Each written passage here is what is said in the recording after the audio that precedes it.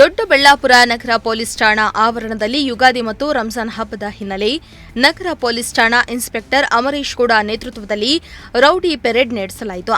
ಈ ವೇಳೆ 20ಕ್ಕೂ ಹೆಚ್ಚು ರೌಡಿ ಶೀಟರ್ಗಳು ಭಾಗಿಯಾಗಿದ್ದರು.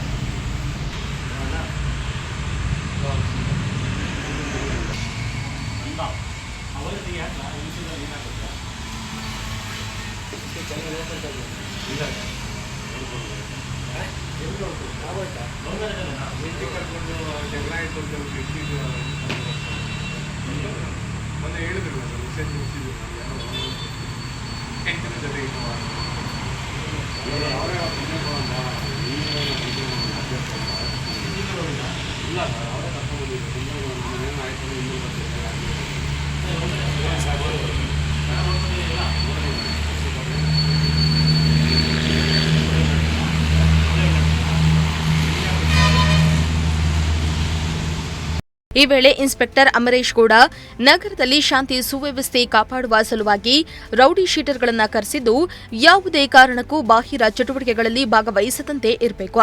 ಒಂದು ವೇಳೆ ಕಾನೂನಿನ ಎಲ್ಲೆ ಮೀರಿ ನಡೆದುಕೊಂಡು ಸಮಾಜಘಾತುಕ ಚಟುವಟಿಕೆಗಳಲ್ಲಿ ಭಾಗಿಯಾದರೆ ಮುಲಾಜಿಲ್ಲದೆ ಗಡೀಪಾರು ಮಾಡಿ ತಕ್ಕ ಶಿಕ್ಷೆಗೆ ಒಳಪಡಿಸಲಾಗುವುದೆಂದು ರೌಡಿ ಶೀಟರ್ಗಳಿಗೆ ಎಚ್ಚರಿಕೆಯನ್ನ ನೀಡಿದರು.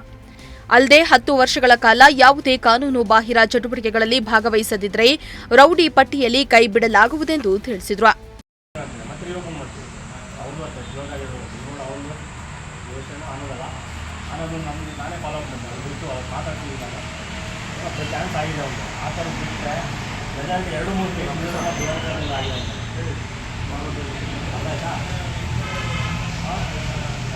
ತಿಳ್ಕೊಂಡ್ರೆ ಒಳ್ಳೇದು. ಇಲ್ಲ ಹಿಂಗೆ ಕಂಟಿನ್ಯೂ ಆಗ್ತಿದ್ರೆ ಕಂಟಿನ್ಯೂ ಆಗಿ ಅದು ನಿಂದು ನಾವೇ ಒಂದ್ಸಲ ಒಳ್ಳೇದು ಅದು